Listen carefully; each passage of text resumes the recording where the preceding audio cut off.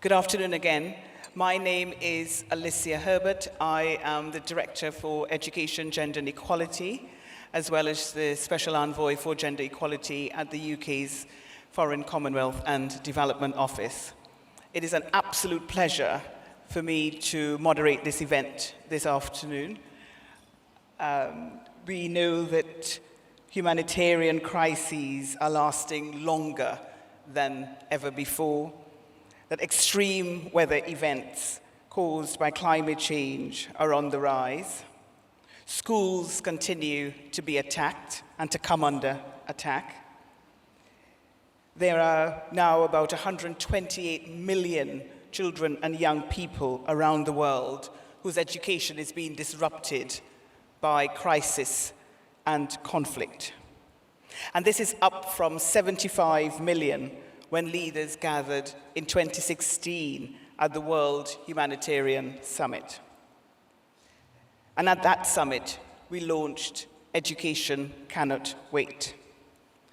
Today, over 5 years on from that World Humanitarian Summit, we ask, is it time to reset? How can we refocus our efforts and to make sure that every child affected by conflict and crisis, every child caught up in a humanitarian crisis receives a quality education? And why is now such a critical moment to ask that question? Why is now potentially the moment to reset? As the Global Fund for Education in Emergencies and Protracted Crises, how can ECW, Education Cannot Wait, play a pivotal role in mobilizing political leadership and financing in order to address these crises? And to help us answer the questions today, a really massive pleasure to welcome my colleagues who are here with me on stage. Yasmine Sherif, who is the Director for Education Cannot Wait. I've also got Dr. Kuyok, who is the Undersecretary in the Ministry of Education from South Sudan.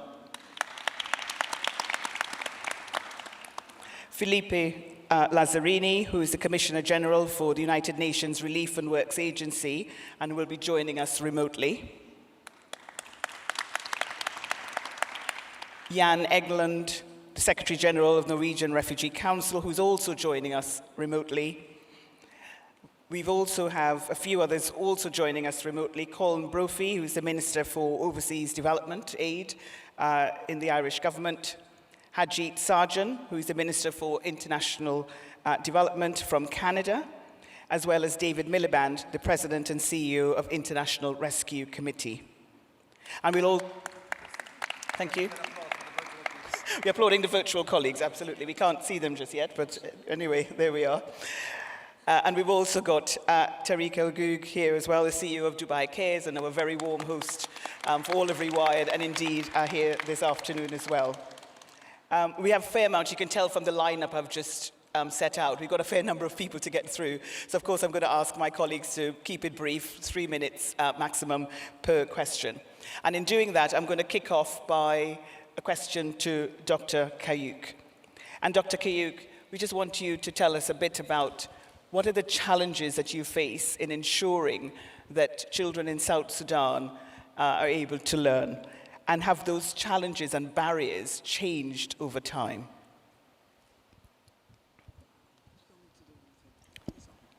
Thank you very much. South Sudan is really delighted to be a part of this very important panel discussion involving experienced huge funders and experienced humanitarian organizations. Now, I want to depict a picture of South Sudan a little bit. That first, we are recovering from a 6-year conflict, and this is exacerbated by a recurrent flood and, of course, the outbreak of COVID-19.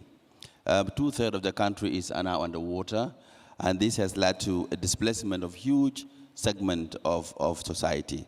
We have 2.8 million kids out of school.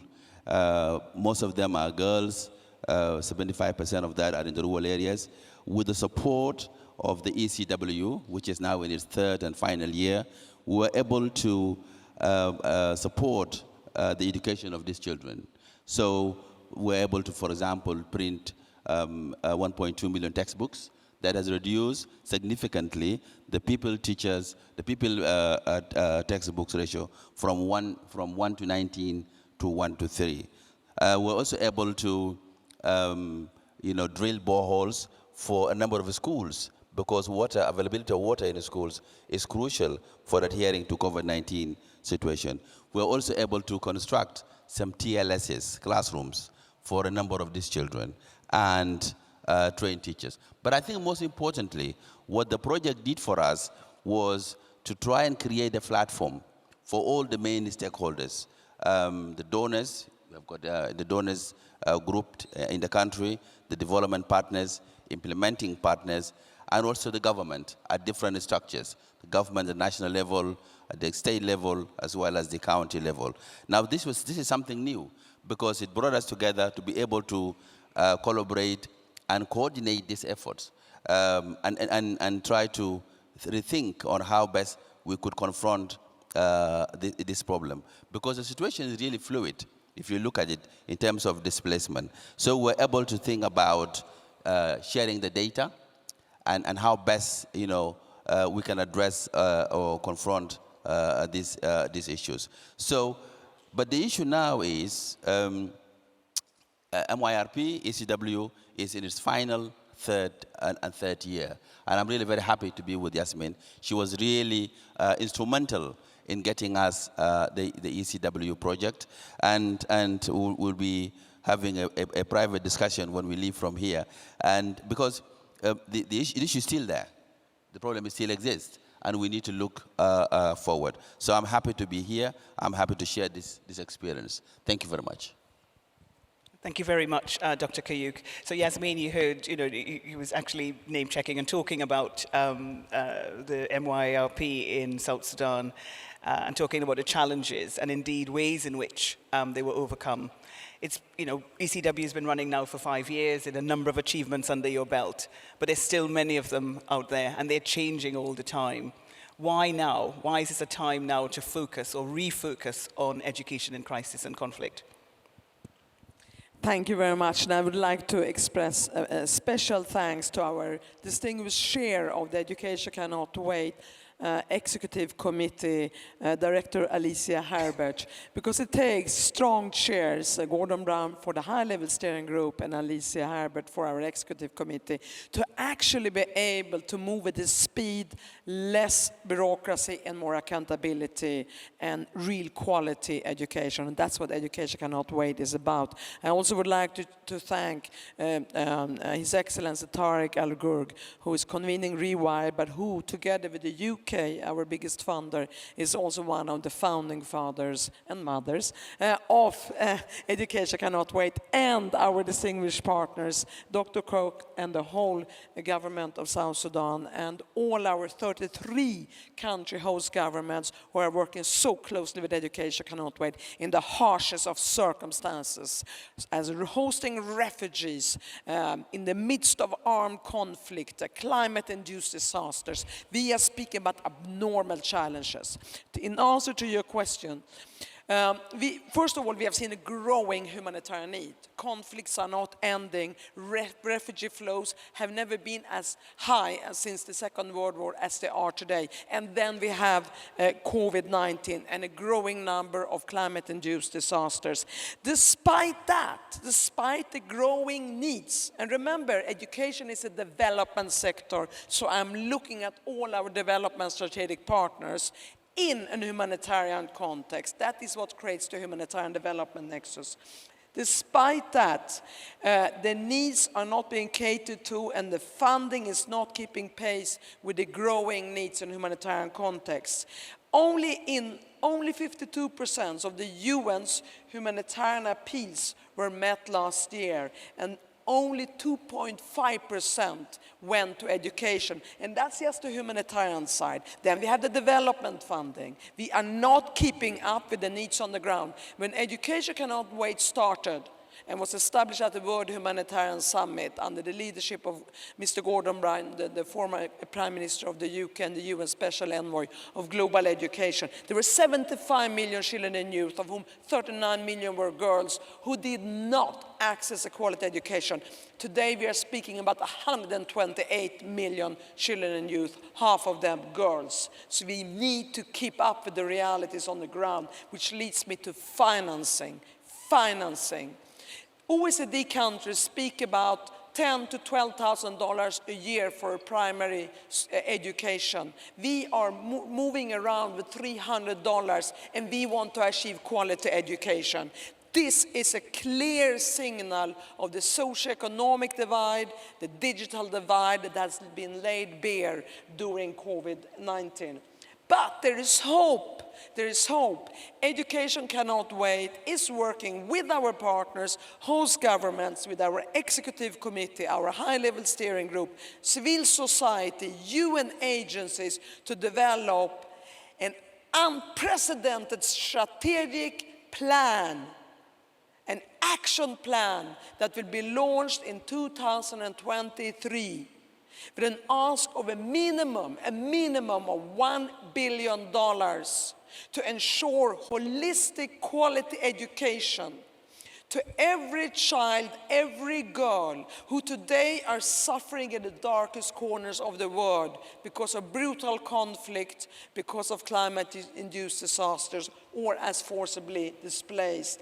This is the chance to turn the tide and invest the financial resources required, bearing in mind what OECD countries invest in their children and youth, and come forward with the billions that are required to change the world.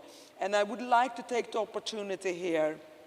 I would like, of course, all of you and all listening in, gear up for that big replenishment conference, because we have now a record of results. We have mobilized $1.8 billion. We have invested in 33 crisis-affected countries in 4 years. One of the fastest moving initiatives in the history of the United Nations since I started in 1988.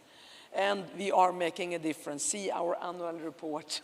I would like to take this opportunity to conclude, to thank the government of Ireland, who just came in and mobilized and pledged €5 million to Education Cannot Wait. Thank you, Ireland. Thank you, Ireland. And I would also like to thank the Lego Group, who just pledged a few months ago, and today I am the first one to tell the world, an additional €7 million to Education Cannot Wait. When we are leaving today, we are $12 million more and closer to thousands of children to deliver a holistic quality education. Thank you very much. Thank you. And thank you very much, Yasmine. I didn't expect anything less of you, to set out so clearly the challenge that we've got in terms of the increase in the number of children around the world living in conflict and crisis, setting out so clearly and so passionately what the funding gap is, and indeed giving us hope. And she's put you on watch. She's put you on to actually that you need to be gearing up for that replenishment, which will come very soon. I'll now turn to Tariq Al Gurg to give a few words from the floor. Thank you.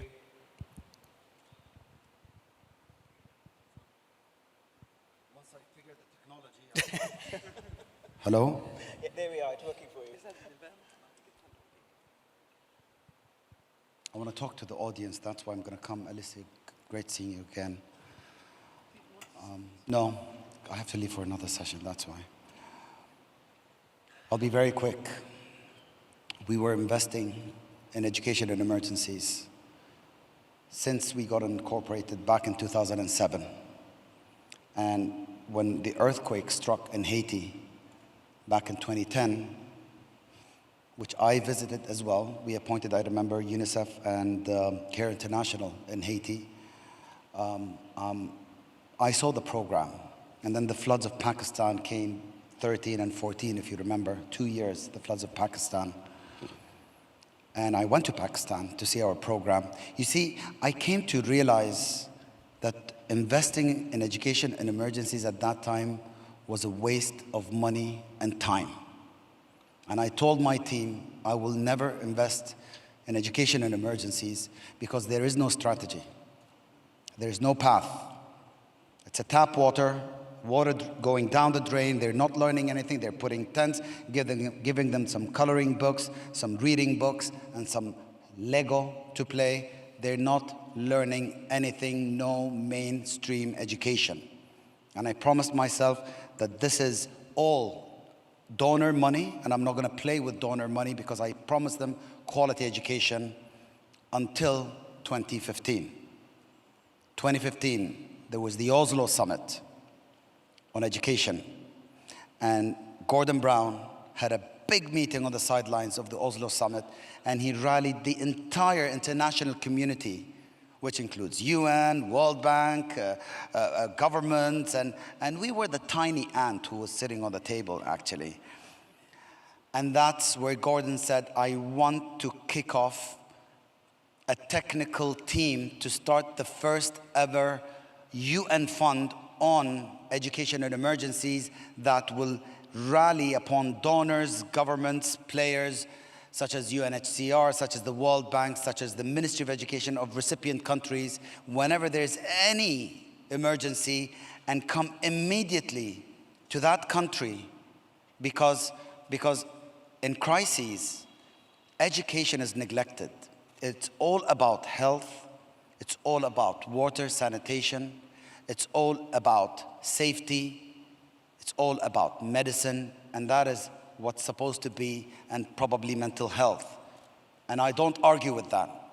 But let that be the priority, but let us do our job in prioritizing education. And 2016, Education Cannot Wait was born, and we were there with them, and that's what Education Cannot Wait does. Two things. They give mainstream education in any emergency context on the spot. They rally everyone from government, civil society to global mechanisms, United Nations, coming in immediately, deploying without any bureaucracies, immediate quality education, and immediate, the second point, deployment of funds to those children without the 6 months bureaucracy of approvals, which may extend to another 6 months. Congratulations to all of us here. Thank you. Thank you.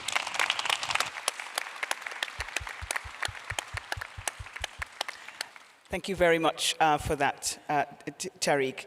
And I will now turn to Philippe Lazzarini, who I think should be coming in, joining us remotely. And we will turn now to the funding gap for education of Palestinian refugees. And to ask you, Philippe, what more can the international community be doing in order to support Palestinian refugees to receive a quality education? Thank you, Alicia. And first, I would like to thank the Rewired Summit organizer for inviting me, and also for welcoming to this event 5 Palestinian refugee graduates from UNRWA's Training and Vocational Center in the Middle East, which I believe are in the room. As you know, UNRWA runs over 700 schools in Gaza, the West Bank, including East Jerusalem, Jordan, Syria, Lebanon, for more than 500,000 Palestinian girls and boys. One of our former students from Gaza is called Loal Al-Bassioni. You might have heard his name. He's part of the team at NASA that sent an helicopter to Mars earlier this year. Novras Rahal, another of our former students from Syria, is part of a research team working on COVID-19 vaccine in Germany using nanotechnology. Most of our students work extremely hard and give UNRWA a reputation for educational excellence. These children are among the most deprived in the region. Most have witnessed conflict, violence, displacement, and extreme poverty firsthand. Psychosocial distress is widespread, impacting their learning abilities. In this context, going to school is a lifeline. For many refugees' children, education is their only hope for a better future. It helps them cope with adversity and marginalization. UNRWA has been pioneering education in emergencies in the Middle East. The agency has gained this experience through conflict, displacement, and most recently, a global pandemic. From a YouTube channel with educational class reaching 1 million subscribers to an online digital learning platform to support students' learning during COVID-19 lockdown, UNRWA's teachers have maintained access to education. And these innovative tools have reached children beyond the Palestinian refugee community. Despite the adverse environment in which they live, Palestinian refugee children continue to outperform their national peers. The World Bank, UNHCR, the British Council, and many others have confirmed the quality and efficiency of UNRWA education. Generations of UNRWA graduates have contributed to the development of the region. They have worked as teacher, doctor, engineer, judges, among other professions in this region, and have contributed to state building. Today, sadly, the basic right to education of Palestinian refugees' children is under threat. UNRWA is severely underfunded. It is so bad that I believe it has become our main existential threat. Education accounts for nearly 60% of our budget. What we need today, more than ever, is the assurance through predictable funds that UNRWA schools will continue providing quality and inclusive education. Finally, the global pandemic also highlighted the digital divide as refugee families cope with frequent electricity cut, unstable and expensive internet connection, and lack tablets or electronic devices. We urgently need investment to ensure that Palestinian refugees do not miss the train of global digital transformation and can fully engage in today's technological revolution. From an UNRWA information technology hub in Gaza, Palestinian refugees are already providing high-quality IT services to a growing list of clients worldwide. Can you think of Gaza as an information technology hub? Believe me, no one wants to be a refugee. We talk about the protracted conflict. This is the longest unresolved conflict we are dealing with. Sustaining Palestinian refugee education is preserving their hope for a better future, and there is no better investment in the region's well-being and stability than through educating its youth. And UNRWA has been a pioneer in that. Thank you, Alicia.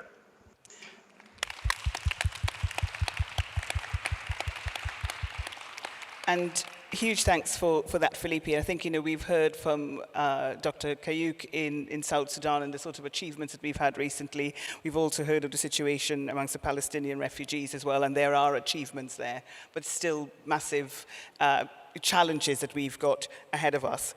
So I just want to turn now to Jan Egeland from the NRC, Norwegian Refugee Council, and to ask him, why are we still falling short of those ambitions in order to ensure a quality education for children living in humanitarian crisis, for children living and caught up in conflict and crisis? It's a very good question, Alicia. I often ask that myself. How come when 2021 and millions of children are not even getting basic education? Tariq from Dubai Case addressed that very well. Yasmine, my friend, as well. I think the answer is we're not listening to the people themselves. You go to these places. I was just with Yasmine actually in Cameroon, Western Cameroon, where there is a tremendous education crisis. Armed men exclude 500,000 children from school because of the conflict. It's a political conflict, and they take it out on the children. I was just in Syria, where schools are not being rebuilt from the rubble. I was in Afghanistan, where girls are excluded from secondary school. The men with guns and power do not listen to the children, nor their parents, nor their grandparents. When we as humanitarians go to these places and talk to people, living in miserable conditions and ask them, what more can we do to help? I often expect them to say, listen, I need a better tent. I need better food. I need better water and sanitation and so on, because clearly they do. Their answer is more often than not, we need education for our children, because education is hope for us as a community. When our children have no education, there will not be livelihoods, there will not be future, there will not be dignity, there will not be hope for us as a community. So we need to listen to the people, really. And I agree so much that education is hope, even in the miserable Gaza that Philippe just spoke about. We need to ensure there is predictable education for all. It's not rocket science to provide it. We need to convince governments in the countries where there are crises. They are often not prioritizing it. We need to convince the parties to the conflict not to take it out on the children, and we need to get the donors, more donors than the one we have today, to prioritize education. We have wonderful tools like Education Cannot Wait. It has to be prioritized. So I can just commit NRC. We have 16,000 field workers. All of us see the importance of education, and we're with you in this common fight. Thank you very much for that, Jan.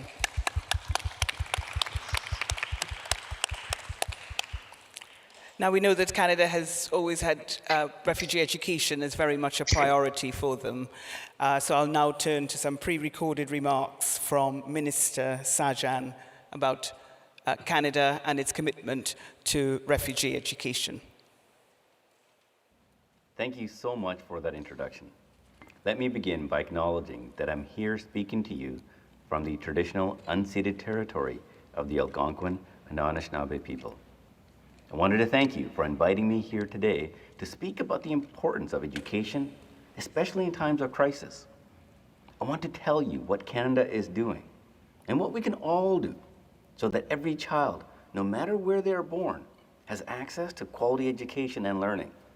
Because education is a fundamental right. It's a right for boys and it's a right for girls.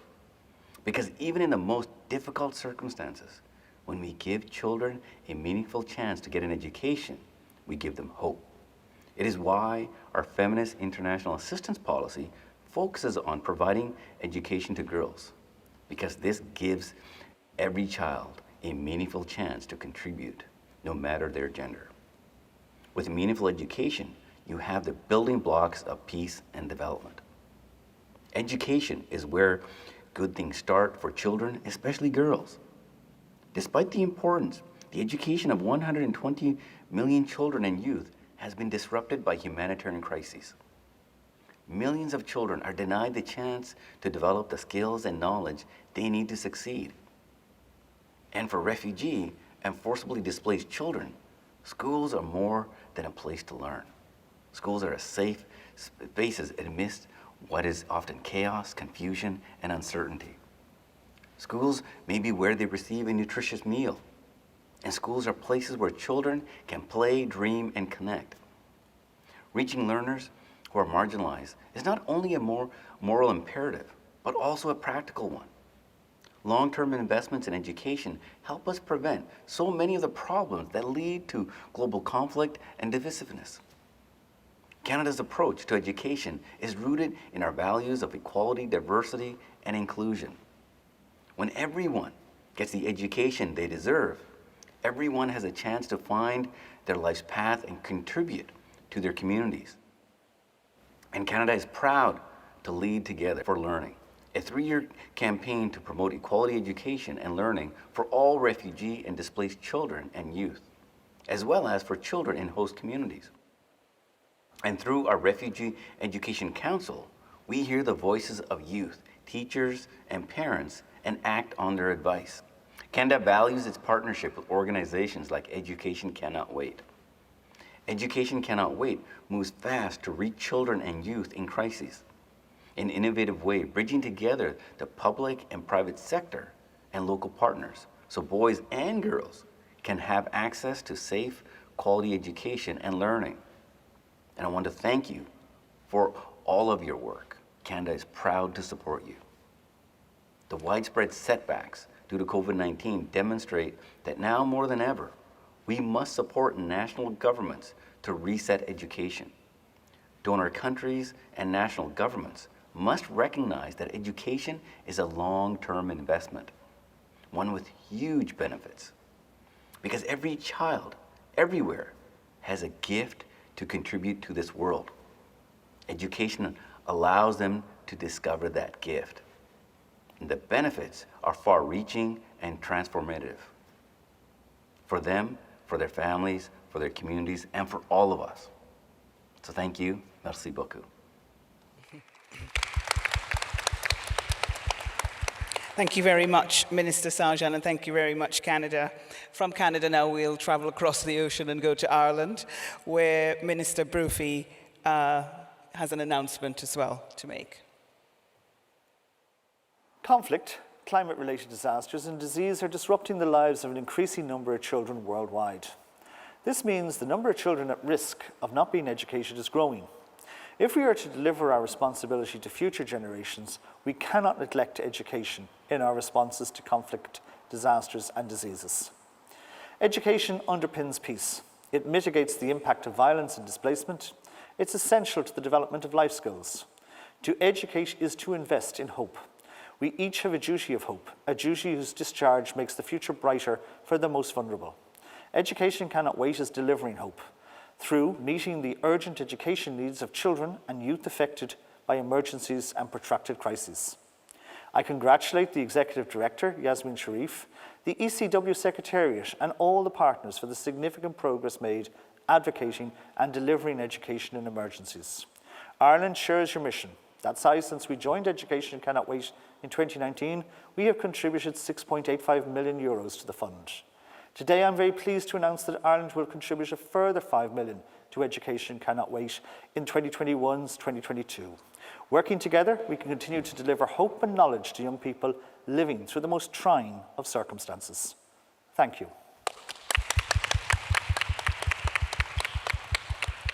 Indeed, thank you very much to Ireland, and we congratulated them earlier on, and congratulated them again, and together with all of the other donations. So I think Yasmine said we're leaving today with $12 million richer than when we started about 30 minutes ago. Not bad for an afternoon's work.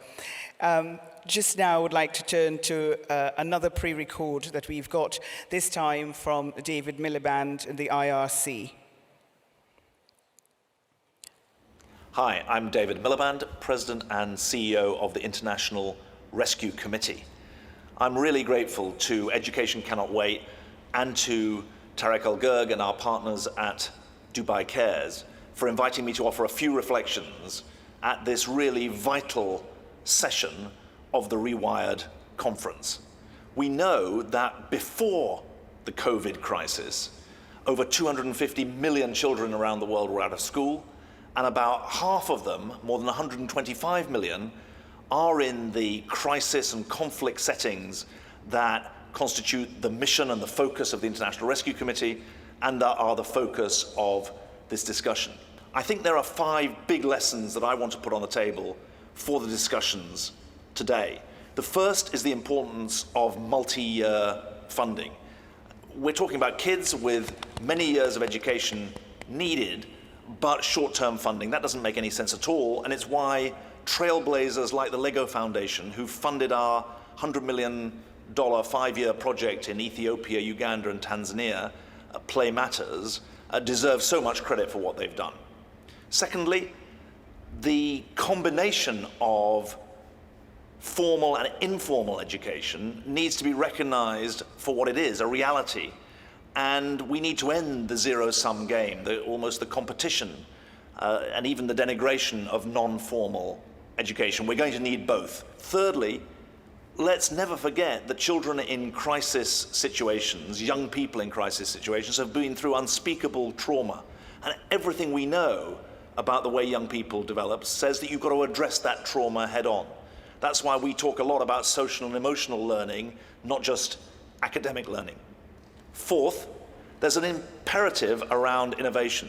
I'm really proud that at IRC we do high-tech, low-tech, and no-tech interventions. All of them are going to be important. From the tablets that we are using for displaced Rohingya children in Bangladesh to the low-tech evidence that we're generating in Latin America. The final point picks up that theme of evidence and investing in what works, investing in quality. I'm really grateful to the UK Foreign Office for committing to a long-term program of evidence generation, not just about the interventions that work, but also about how to maximize cost effectiveness. If Build Back Better is going to mean anything, it must mean a change for some of the most crisis-affected children in the world, and I really hope that this session contributes to the momentum that we need, the thinking that we need, and the rethinking that we need to make that a reality.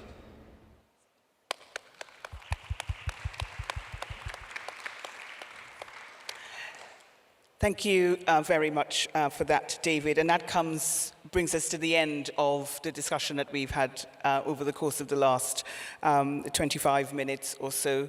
The challenge has been laid out for us.